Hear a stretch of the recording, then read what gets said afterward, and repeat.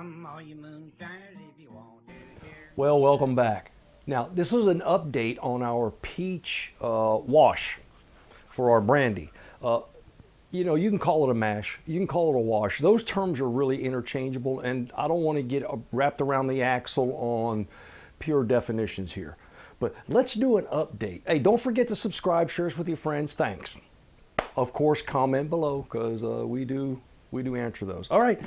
Now you remember when we did that with the peaches, and I used straight peaches out of a can because everything was already prepared for us, and we ensured that on the ingredients, and this one was peaches, water, corn syrup, high fructose corn syrup, and sugar. Now there are no preservatives, so there's nothing in here that would have inhibited my yeast propagation. So that's why I like using these. Now, what I've done is I've reserved 3 cans. I had 5 cans in the bucket, and I've reserved 3 cans aside. And the purpose of that is that once we run our distillate and we carry over that peach, whatever flavor we can carry over. But remember, we've talked before about when you do fruits, if you distill an apple, you're not going to, on the other end, you're not going to drink and go, wow, that's an apple.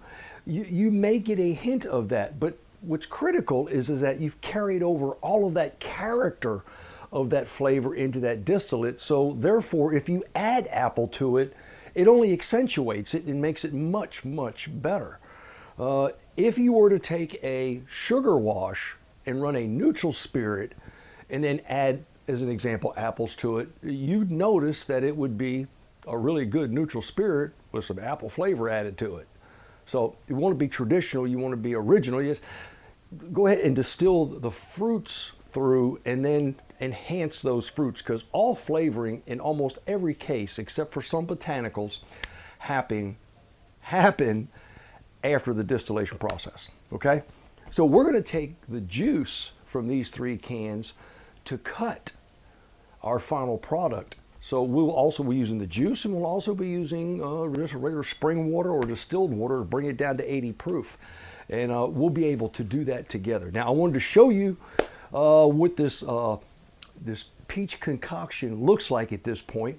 I've actually left it set for 2 weeks because I had other things going on. But remember, if you leave it sealed and you leave it alone, it's not going to go bad.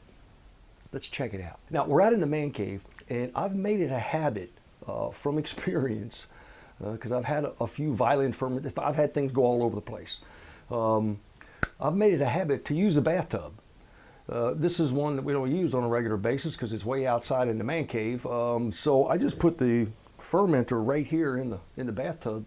So therefore, should anything happen, at least it's enclosed and I kind of clean it up. Okay, let me open this up, and my goodness, I can smell the alcohol from all that fermentation. Let me get you a closer look. Yeah, look at that. Like I like to say, gotta look at that.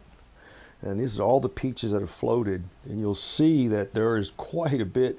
Let's see, that's like a lot of CO2. You know that residual CO2 always wants to escape. So there it is. You can see I'm just making bubbles every time I move it. There's CO2 still trying to escape. But trust me, the fermentation process is finished. Here this is what I'm going to do step by step. The first thing I'm going to do is use a strainer, and I'm going to remove all of those peaches because they're just there. They're going to be in my way.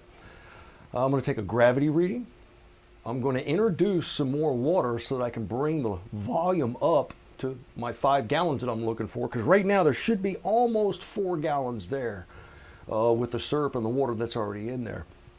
I'll bring it up to 5 gallons. I'll test that gravity. If necessary, I can always use a little bit of math, quick math. I can add an additional amount of sugar to bring that proof up, or to bring that alcohol by volume up if I need to. I'm guessing I probably won't need to, and I'll give you an update on the next installment of this when we get ready to run it. I'll tell you exactly what had happened. It's not that difficult at this point. It's just all elementary. Remember, if I add more sugar, yeah, I got to add a little bit more yeast. Or I actually use the yeast that's already in there because it never goes away. It just sits there dormant waiting unless you add potassium sorbate. When you do that, you inoculated it. They cocoon. There's nothing you can do to bring them back. They're done. So I got to get at this. This is wonderful. And remember, we're going to run this through the big blue still. Until next time, you're right. Happy distilling.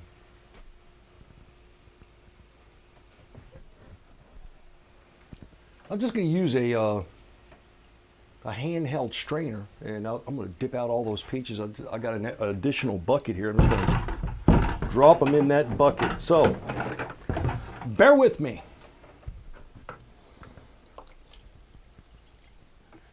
Now I've got nearly 5 gallons in here. That's what's left. There's still a couple of pieces of peach floating around in there, but I think I can get those out with no problem. I'll strain that. Now, if you recall, when we did this mash initially, remember we had to use the magic of math really to get us to the gravity that we're looking for, which was between 1.090 and 1.100. Well, and now what happens is after fermentation, you check the gravity again. And this one in particular, and now you'll notice the difference is that this fluid is really, really light. And remember before it got really, really thick, so we were only able to do that first test, and then we had to use math to get to where we wanted. But now it's floating at 1.000. What's that tell us? Well, my friends, that tells us that the yeast did its job. It ate every bit of those available sugars, and now it's just below that. Now, the only thing in here is alcohol and water. So what does that represent on our scale? At 1.000, instead of doing the long math problem, we'll look around to the percent alcohol, the potential alcohol by volume. And that puts us right at about 14%. So that's manageable. This is about ready to run. So I'm going to put a lid on it. I'll seal it up again. And remember, as long as you leave it sealed and you don't leave it open to oxygen or anything else to get into it, it'll last indefinitely. Just take care of it.